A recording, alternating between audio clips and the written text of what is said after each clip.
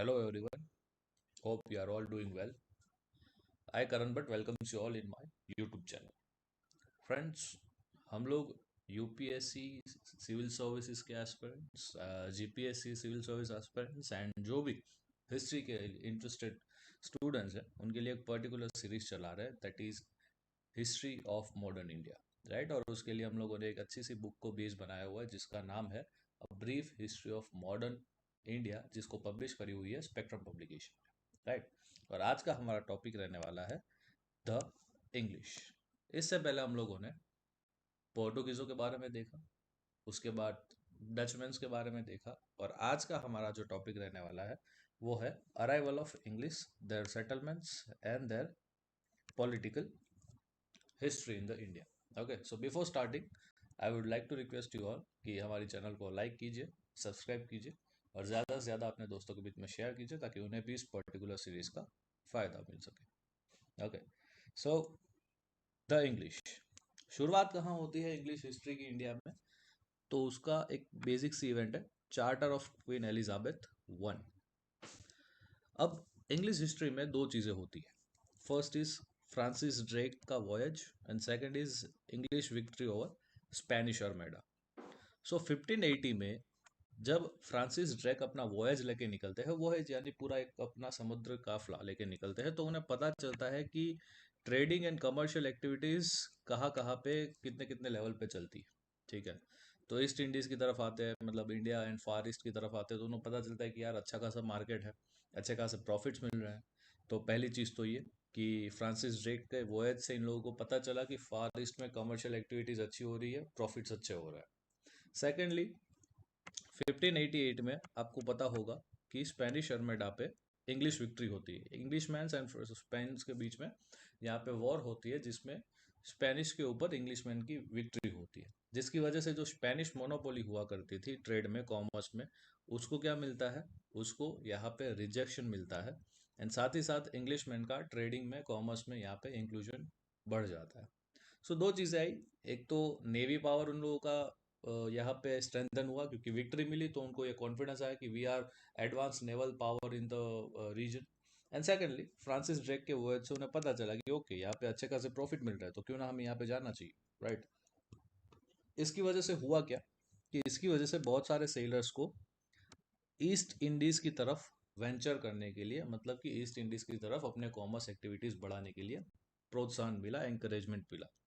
और उसी के बेसिस पे उन्होंने ये चीज़ भी देखी कि पोर्टुगीज़ों को यहाँ पे ज़्यादा खासा जो प्रॉफिट है वो मिल रहा है, तो क्यों ना हम भी पोर्टुगीज़ों के प्रॉफिट में अपना एक शेयर बढ़ाए, क्यों ना हम भी अपनी जो प्रॉफिट्स है वो यहाँ पे कमाए।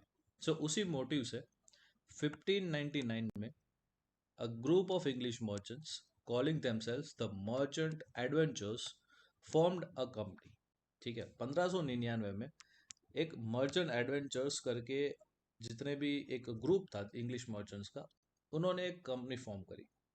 एंड इस कंपनी को क्वीन एलिजाबेथ वन ने 31 दिसंबर 1600 में एक चार्टर इश्यू किया, ठीक है। और वो चार्टर में ऐसा लिखा था कि ईस्ट इंडीज की तरफ टोटली ट्रेडिंग के एक्सक्लूसिव राइट्स इस पर्टिकुलर कंपनी को दिए जाते हैं। और इस कंपनी का नाम क्या था? इस कंपनी का नाम था governors and company of merchants of London trading into east Indies, ठीक है। इसका नाम था governors and company of merchants of London trading into the east Indies. अब ये जो कंपनी है, इनिशियली उस चार्टर में ऐसा कहा गया कि आपको 15 साल की मोनोपोली पे ये पूरा चार्टर दिया जाता है कि आप ईस्ट इंडीज पे जाओ और वहां पे इंग्लिश मैन की तरफ से अकेले आपको ही ये मोनोपोली है कि आप ही यहाँ पे क्या करोगे, ट्रेड करोगे। आगे जाते मई 1609 में इसी चार्टर के थ्रू ये जो उनकी मोनोपोली थी, जो 15 साल के लिए थी, उसे इनडिफाइनाइट पीरियड के लिए बढ़ा दिया जाता है, राइट। अब इससे यहाँ पे जो इनकी मोनोपोली है ट्रेडिंग में फॉर ईस्ट इंडीज, मतलब कि इंडिया एंड इंडोनेशिया वगैरह वगैरह सारी चीज कंट्रीज के लिए, उसे इनडिफाइनाइट टाइम पीरियड के लिए बढ़ाया दिया जाता है। और इस फरमान से, इस चार्टर से ईस्ट इंडिया कंपनी को बहुत ही ज़्यादा प्रोग्रेसिव वे में यहाँ पे ट्रेड करने का मौका मिल जाता है। तो अगर इंडिया की बात करें तो इंडिया में इंग्लिश ईस्ट इंडिया कंपनी ने क्या प्रोग्रेस किया उसे समझते हैं। सबसे पहली चीज, foothold in the west and south, मतलब कि किस तरीके से उन्होंने वेस्टर्न रीजन में एंड साउदर्न रीजन में अपना फुटहोल्ड बढ़ाया। हम लोग आगे पोर्टुगीजों में देख चुके कि कैप्टन हॉकिंग्स 1609 में ही जहांगीर के दरबार में आ जाता है। जहांगीर मतलब कि मुगल कोर्ट में आ जाता है। बट उनका जो एक मिशन होता था कि भाई हमें सूरत में यहाँ पे अपनी फैक्ट्री एस्टेब्लिश करनी है, वो सक्सेसफुल नहीं हो पाता। The reason behind that is कि पोर्टुगीज, क्योंकि 1609 का टाइम पीरियड अभी भी ऐसा है जहाँ पे मुगल कोर्ट में पोर्टुगीज डोमिनेंस हुआ करता था as far as European communities are concern. ठीक है। अब हॉकिंग्स ने ये देखा कि यार पोर्टुगीजों की वजह से हमारा यहाँ पे थोड़ा सा काम करना थोड़ा डिफिकल्ट है, राइट।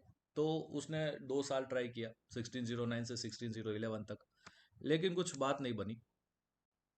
बट एक छोटी सी यहाँ पे इवेंट होती है 1611 में कि English had started trading at Masulipatnam on the south eastern coast of India and later established a factory there in 1616।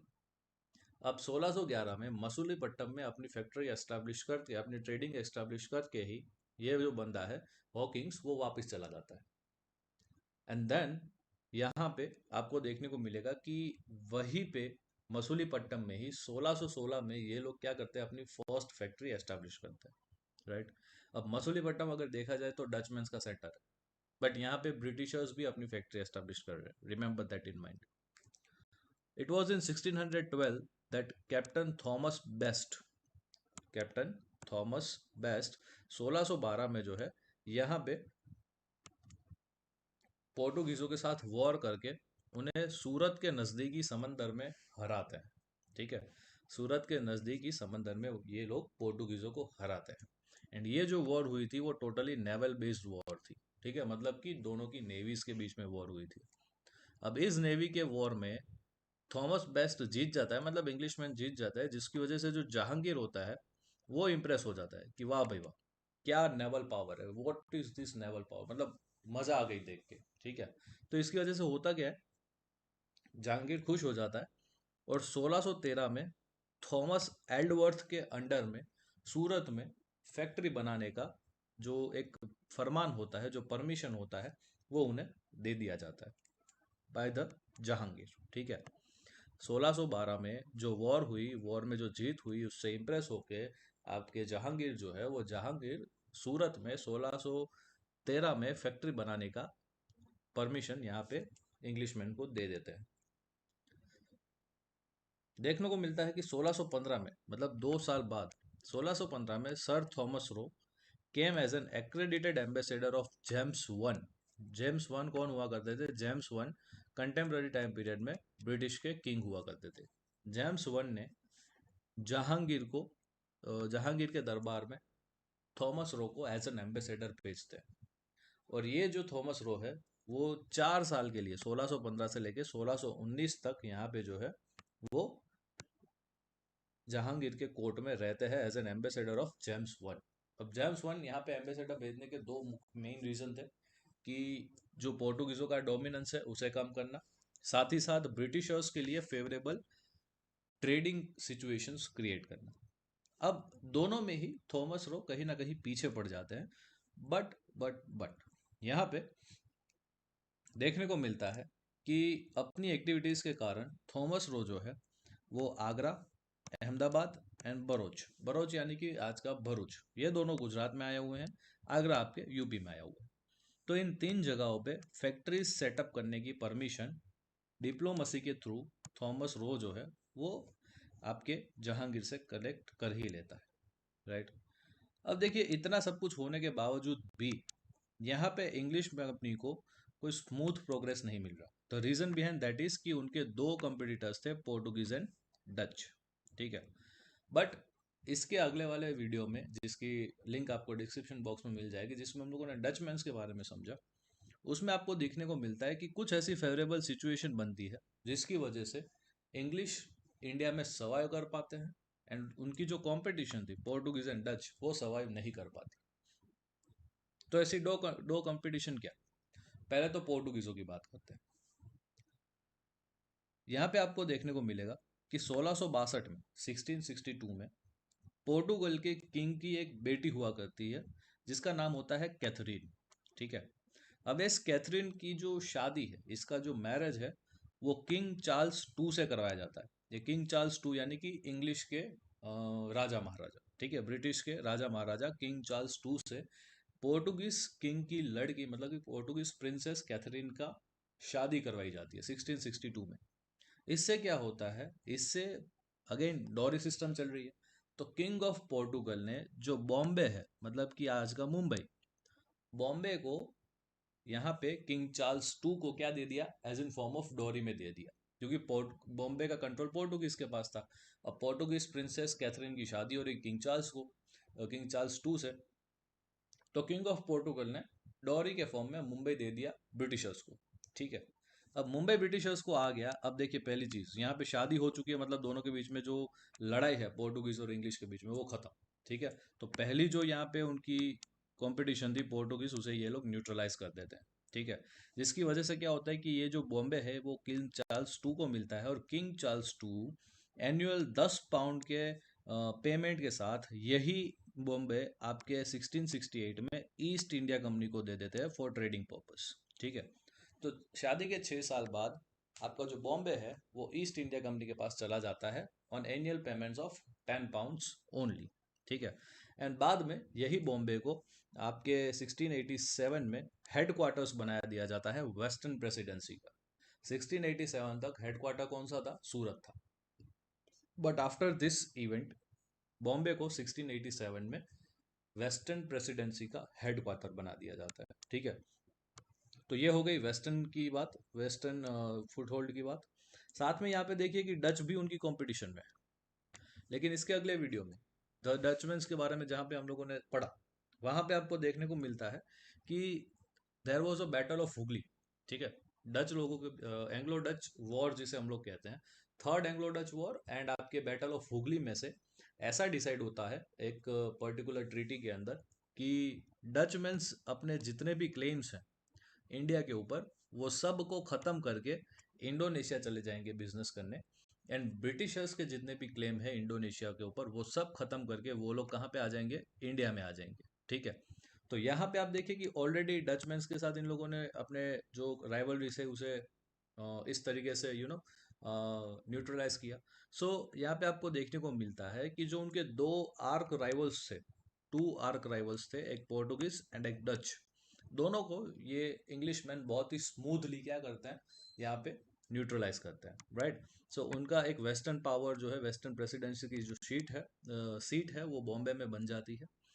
Secondly, south की अगर बात करें तो इंग्लिश ईस्ट इंडिया कंपनी ने अपनी पोजीशन को इतना स्ट्रेंथन बना दिया है कि सुल्तान ऑफ गोलकंडा के सुल्तान ने 1632 में उन्हें गोल्डन फरमान दे दिया।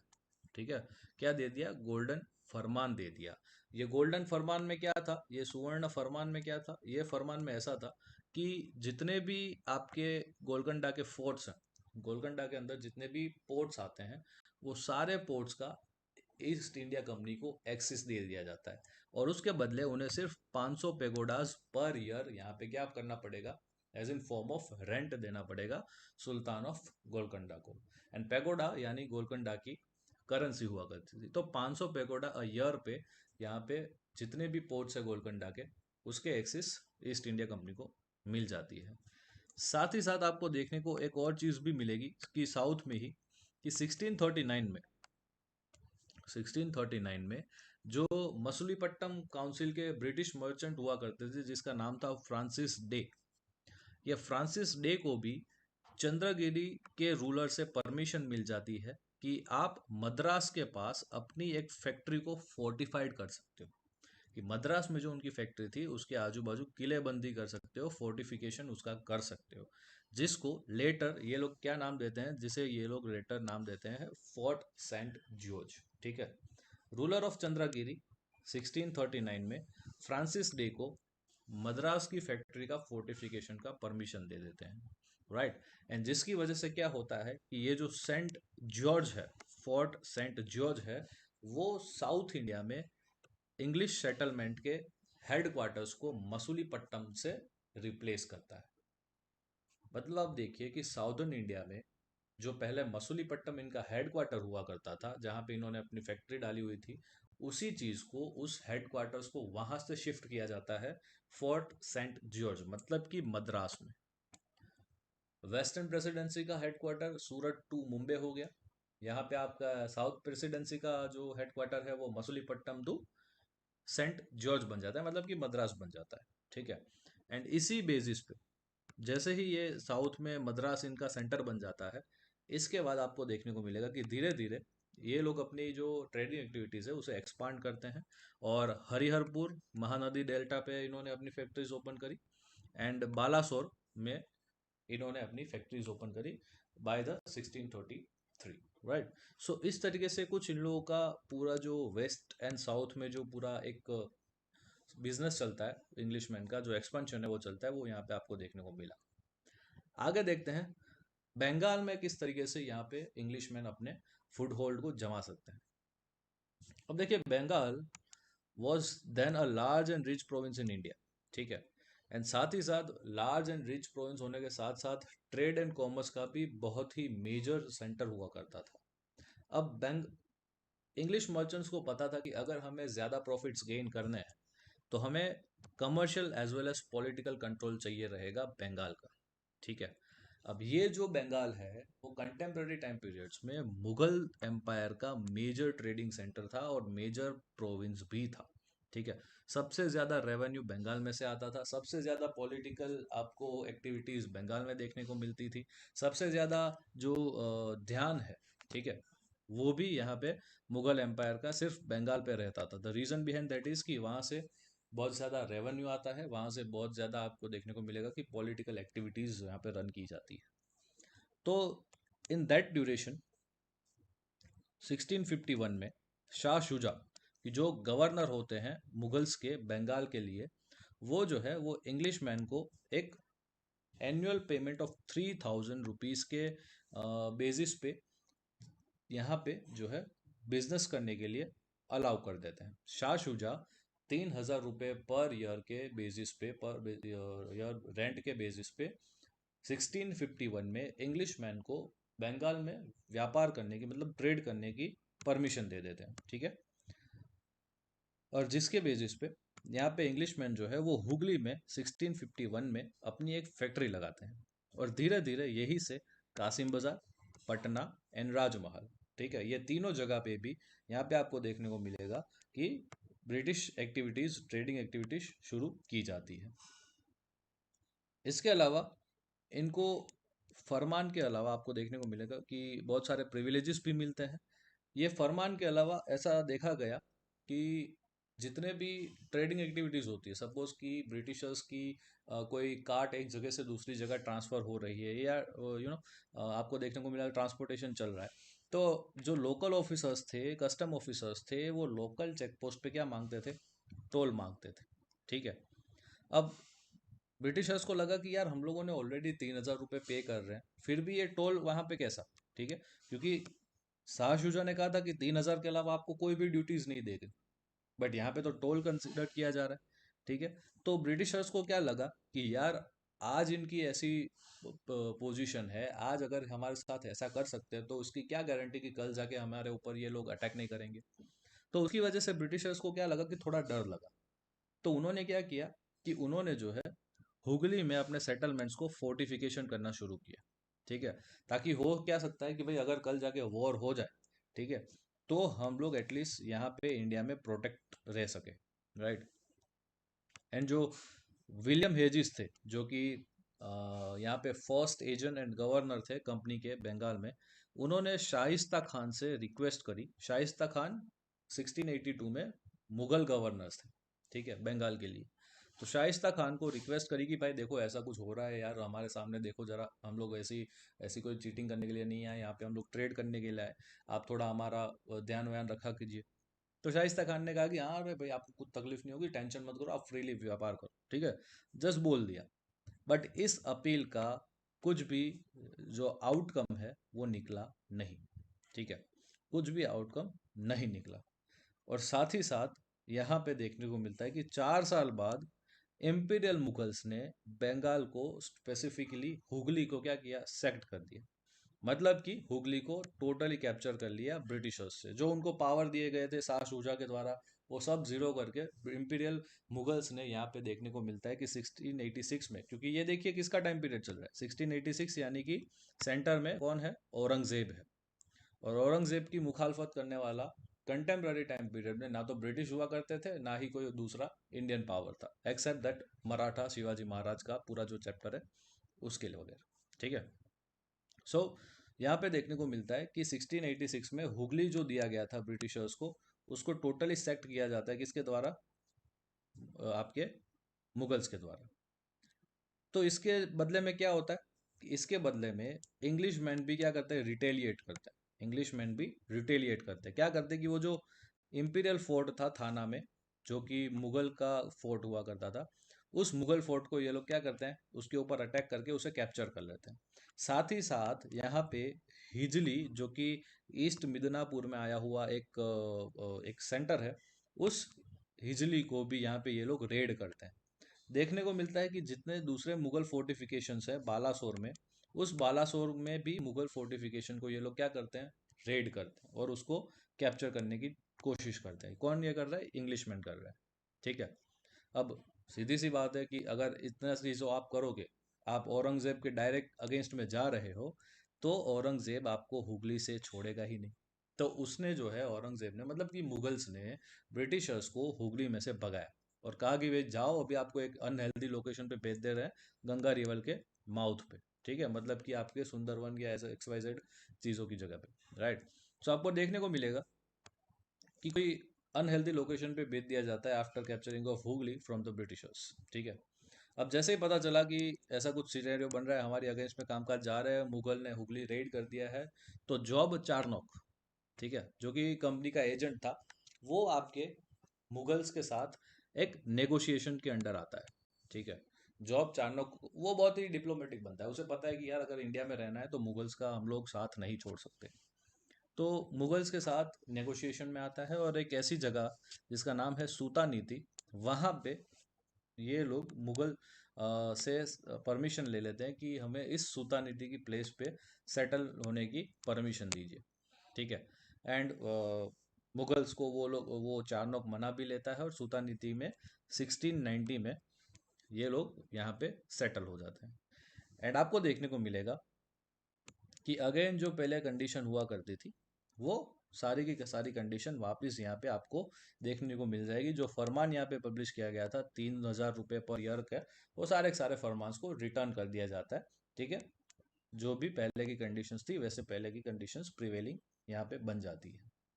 सेकेंडली आपको देखने को मिलता है कि बर्धमान डिस्ट्रिक्ट, बंगाल के बर्धमान डिस्ट्रिक्ट का जो सोभा सिंह है, जो वहाँ के हेड हुआ करते थे, वो क्या करते हैं, वो लोग रिबेल करते हैं। ठीक है। किसके खिलाफ, इंग्लिशमैन के खिलाफ। अब इंग्लिश ब्रिटिशर्स को तो इतना ही चाहिए था कि कोई जरा सी आग, चिंगारी उठकाए और हम उसको आग ले लेंगे। ठीक है। तो यहाँ पे देखने को मिलता है कि ये रेबल हुआ, जिसकी वजह से ब्रिटिशर्स ने क्या किया कि सिक्योरिटी का बहाना देके सूता नीति को फोर्टिफाई कर दिया। ठीक है। सूता नीति को फोर्टिफाई कर दिया 1696 में। एंड यहाँ पे 1698 में, after 2 years of the fortification of Sutanuti, यहाँ पे आपको देखने को मिलेगा कि English people were succeeded in getting the permission to buy the zamindari of 3 villages. कौन से 3 विलेज, सूता नीति, गोविंदपुर एंड कालीघाट। ठीक है। एंड ये जो इन्होंने तीनों के जो यहाँ पे जमींदारी के राइट्स लिए, वो जमींदारी के राइट्स के बदले में उन्हें सिर्फ 1200 रुपये ही क्या करना पड़ेगा, पेमेंट करना पड़ेगा। तो अब देखिए कितनी छोटी सी अमाउंट पे ये लोग 3 विलेजेस का यहाँ पे जमींदारी गेन कर लेते हैं। देखने को मिलता है कि 1700 आने आने तक ये जो सूता नीति का फोर्टिफाइड सेटलमेंट है, उसे फोर्ट विलियम नाम दिया जाता है। ठीक है।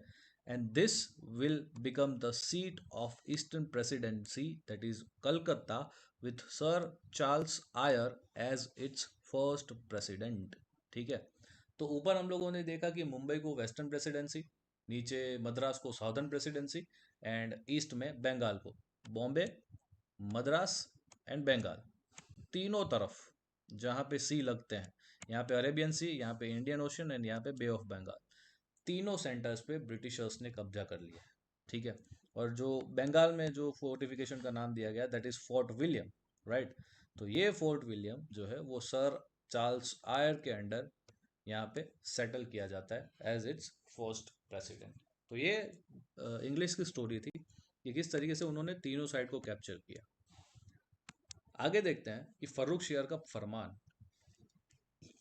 1715 में इंग्लिश मिशन जिसको लेड किया था जॉन सुरमान ने, वो जाते हैं मुगल एम्पायर। अब देखिए 1615 मतलब कि औरंगजेब मर चुका है, उसकी जगह उनके बेटे लोग यहाँ पे शासन में आ रहे हैं। तो 1715 में मुगल एम्पायर था आपका फर्रुख शियार। जॉन सुरमैन यहाँ पे फर्रुख शियार के पास जाता है और कहता है कि यार हमें बिजनेस को आगे बढ़ाना है, बिजनेस को एक्सपांड करना है, जिससे मुगल एम्पायर को भी ज़्यादा रेवेन्यू होंगे। तो आप हमें 3 इंपीरियल फरमान दे दीजिए। और ये 3 इंपीरियल फरमान में बंगाल, गुजरात एंड हैदराबाद, ये 3 जो रीजन्स है वहाँ के एक्सक्लूसिव बिजनेस राइट्स हमें चाहिए। तो फर्रुख यार तो भाई भोला सा इंसान था, उसे कुछ इतना पॉलिटिक्स पता नहीं था। उसने कहा ठीक है भाई ले जाओ, अगर हमें रेवेन्यू मिल रहा है तो हम लोग आपको बिजनेस करने देंगे, कोई प्रॉब्लम नहीं। तो उसने जो है फर्रुख शियार ने यहाँ पे फरमान दे दिया होता है जॉन सुरमैन को कि ये जो फरमान है उसमें आपको बंगाल, गुजरात एंड हैदराबाद में एक्सक्लूसिवली ट्रेड करने का परमिशन दिया जाता है। एंड इसी फरमान को Magna Carta of the company भी कहा जाता है। ठीक है। अब इसे मैग्ना कार्टा क्यों कहा जाता है? क्योंकि उसके 2-4 मुख्य कारण हैं। ठीक है। जो कि टर्म्स थे आपके इस फरमान के। पहला टर्म था कि बंगाल में 3,000 रुपए के अलावा जितना भी इंपोर्ट और एक्सपोर्ट होता है उसके ऊपर एक भी रुपया यहाँ पे कंपनी मुगल एम्पायर को पे नहीं करेगी। ठीक है। और ना ही मुगल एम्पायर का कोई भी बंदा कंपनी को उसके लिए मजबूर करेगा। तो पहला फरमान ये था। तो 3,000 रुपये में यहाँ पे उन्होंने बंगाल को सेटल कर दिया। सेकेंडली, जॉन सुरमैन ने कहा कि कंपनी को आपको दस्तक पासिस यहाँ पे इश्यू करने के राइट्स देने पड़ेंगे। मतलब कि समझो कि XYZ कंट्री से, XYZ स्टेट से मैं अगर बंगाल में एंट्री करता हूँ या बंगाल के किसी भी सिटी के अंदर इंलैंड में ट्रांसपोर्टेशन करना चाहता हूँ, तो एक सिटी से दूसरी सिटी में जाने के लिए पास इश्यू करना पड़ता है। जैसे आज के टाइम में नहीं ट्रक्स के ऊपर लिखा होता है नेशनल परमिट, तो वो जो परमिट है उसे हम लोग दस्तक कहा करते थे उस टाइम पीरियड में। तो ये जो दस्तक है वो हमेशा कौन इश्यू करता है? परमिट हमेशा सेंट्रल अथॉरिटी यानी कि आपका मुगल एम्पायर इश्यू करता है। बट यहाँ पे इस फरमान में ऐसा कहा गया कि दस्तक as far as Bengal is concern, आपको दस्तक जो है वो कंपनी को यहाँ पे परमिशन देनी पड़ेगी कि कंपनी जो है वो बंगाल में इस पर्टिकुलर दस्तक को इश्यू करेगी। ठीक है। समझिए कितनी बड़ी बात है। ठीक है। यहाँ पे कंपनी जो है वो इस दस्तक को इश्यू करेगी। मुगल्स कहते हैं ठीक है कर लो, कोई इशू नहीं, हमारा तो काम खत्म हो रहा है यहाँ पे। सेकेंडली, कंपनी को ऐसे राइट्स भी दिए गए कि आप रेंट के बेसिस पे कलकत्ता के आजू बाजू की जितनी भी फर्टाइल लैंड है वो फर्टाइल लैंड को भी आप कैप्चर कर सकते हो, बट उसके मुकाबले आपको सिर्फ रेंट पे करना पड़ेगा। तो अगेन यहाँ पे देखिए कि कंपनी अपनी पॉलिटिकल इकोनॉमी को बढ़ा रहा है। ठीक है। पॉलिटिकल प्रेजेंस यहाँ पे बढ़ा रही है। यहाँ पे ये बंगाल की बात हो गई। अब हैदराबाद में आते हैं। तो हैदराबाद में ऐसा कहा जाता है कि फरमान के अंदर ऐसा कहा गया था कि in Hyderabad the company retained its existing privilege of freedom from duties in trade and had to pay prevailing rent only for Madras. ठीक है। कि हैदराबाद पूरे डिस्ट्रिक्ट में, पूरे प्रोविंस में मद्रास के अलावा कोई भी जगह पे ट्रेड करने के लिए ब्रिटिशर्स रेंट पे नहीं करेंगे। ठीक है। आप देखिए कितनी बड़ी बात है ये, कि मद्रास में ही वो सिर्फ रेंट पे करेंगे, मद्रास का ही रेंट पे करेंगे, बाकी कोई भी जगह पे हैदराबाद प्रोविंस में ये लोग बिजनेस कर रहे हैं उसका कोई रेंट पे ये नहीं करेंगे। ठीक है। अपने बाप दादा की जागीर समझ के ये लोग यहाँ पे बिजनेस करेंगे। अब आते हैं सूरत की तरफ। सूरत में देखा जाता है, सूरत मतलब कि गुजरात, यहाँ पे इन्होंने 10,000 रुपये में बिजनेस को सेटल किया सूरत में, कि भाई ईस्ट इंडिया कंपनी जो है वो आपको एनुअली 10,000 रुपीज़ पे कर देगी। ठीक है। इस 10,000 रुपये के अलावा मुगल एम्पायर या उसका कोई भी एक रिप्रेजेंटेटिव एक पैसा ज्यादा नहीं मांग सकता ब्रिटिशर्स के पास से। ये अगेन फरमान में कहा गया है। एंड साथ ही साथ देखिए, सबसे बड़ी बात तो लास्ट में आती है कि कंपनी की जो बॉम्बे मिंट है, मिंट यानी कि जहाँ पे सिक्के बनते हैं, सिक्के छपते हैं, ठीक है, तो यहाँ पे वेस्टर्न प्रेसिडेंसी की जो सीट है दैट इज ऑन मुंबई। तो मुंबई में जितने भी ब्रिटिश के कॉइन्स पब्लिश हो रहे हैं, मिंट हो रहे हैं, वो सारे के सारे कॉइन्स को मुगल एम्पायर की करेंसी के बेसिस पे ही, करेंसी के तौर पे ही प्रचलित किया जाएगा। मतलब कि आज तक सिर्फ मुगल करेंसी चलती थी इंडिया में।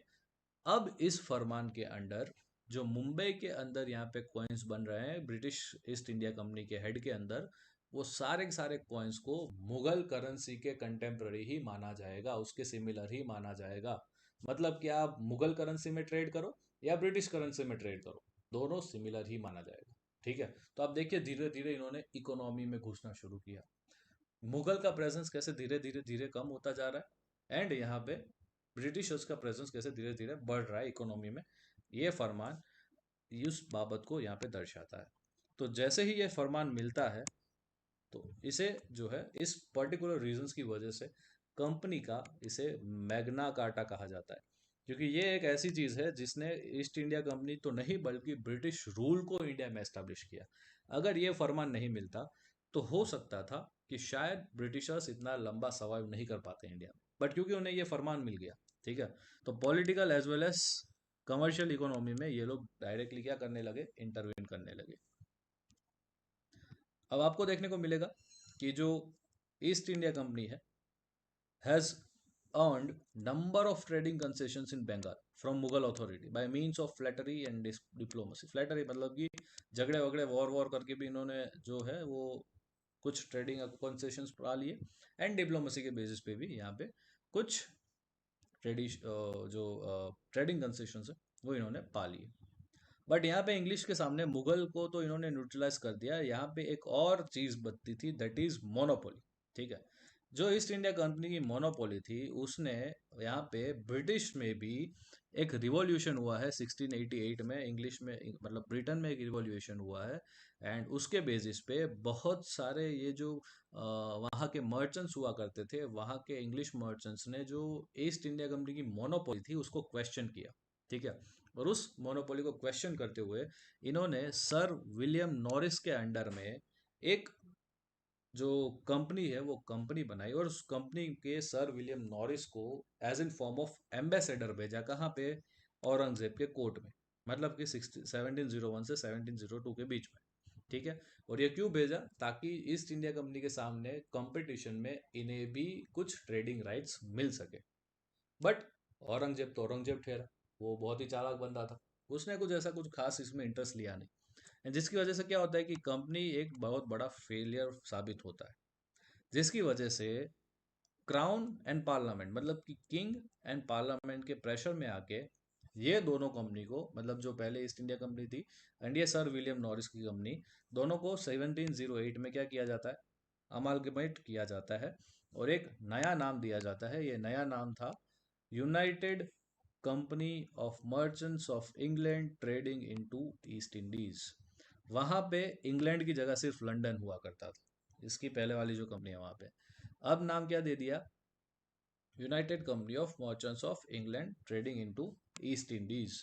एंड दोस्तों, यही वो ईस्ट इंडिया कंपनी है जिसने भारत पे 1708 से लेके 1873 तक जो है ब्रिटिश सुप्रीमसी एस्टैब्लिश करने में मेजर रोल प्ले किया। ठीक है, so this is all about the Britishers. ठीक है, अब हम लोग देखते हैं एक बार उसकी टाइमलाइन की किस तरीके से ब्रिटिशर्स ने इंडिया में सर्वाइव किया। तो आपको देखने को मिलेगा कि 1600 में इंग्लैंड में यहाँ पे ईस्ट इंडिया कंपनी का एस्टैब्लिशमेंट होता है। 1609 में विलियम हॉकिंस आता है इंडिया में। 1611 में कैप्टन मिडलटाउन जो है वो मुगल गवर्नर से सूरत में ट्रेड करने की परमिशन ले लेता है। 1613 में ईस्ट इंडिया कंपनी अपनी पहली फैक्ट्री सूरत में एस्टैब्लिश करती है। 1615 में सर थॉमस रो आते हैं जहांगीर के कोर्ट में, ठीक है, as in ambassador of James one, and साथ ही साथ उनको दो फरमान्स यहाँ पे मिलते हैं by 1618, one from emperor and one is from prince Khurram. ठीक है। अब ये जो एम्पेरर यानी क्या, ये 1618 का टाइम पीरियड, एम्पेरर यानी कि आपका यहाँ पे आपको देखने को मिलेगा कि जहांगीर से एक परमिशन मिलती है उनको, एंड एक प्रिंस खुर्रम से उनको यहाँ पे फरमान मिलता है। आगे देखने को मिलता है 1616 में कंपनी अपनी साउथ में पोजीशन को स्ट्रेंथन बनाने के लिए पहली फैक्ट्री एस्टेब्लिश करती है मसूलीपट्टनम के अंदर। ठीक है, पहली फैक्ट्री यहाँ पे मसूलीपट्टनम के अंदर साउथ में ये लोग एस्टेब्लिश करते हैं। आगे 1632 में कंपनी को जो है गोलकंडा के सुल्तान के द्वारा एक बहुत ही अच्छा खासा फरमान मिल जाता है कि भाई आप यहाँ पे गोलकंडा के पोर्ट्स को यूज़ कर सकते हो फॉर अ ट्रेडिंग पर्पस। 1633 में हरिहरपुर बालासोर में यहाँ पे कंपनी अपनी ईस्ट इंडिया के सेक्टर में पहली फैक्ट्रीज एस्टेब्लिश करती है। 1639 में company gets lease of Madras from local king. ठीक है, चंद्रगिरी के जो यहाँ पे राजा हुआ करते थे वहाँ से उनको मद्रास की यहाँ पे लीजिंग मिल जाती है। 1651 में 1651 में कंपनी को हुगली में ट्रेड करने की परमिशन मिल जाती है। 1662 में आप देखिए कि प्रिंसेस कैथरीन से यहाँ पे पोर्टुगल प्रिंसेस कैथरीन से यहाँ पे शादी की जाती है आपके किंग चार्ल्स की, एंड उसकी वजह से बॉम्बे जो है वो बॉम्बे चला जाता है as an form of dowry to British. ठीक है, 1667 में औरंगजेब फरमान देता है कंपनी को कि बंगाल में ट्रेड कीजिए। 1691 में company gets an imperial order to continue the trade for ₹3000 a year.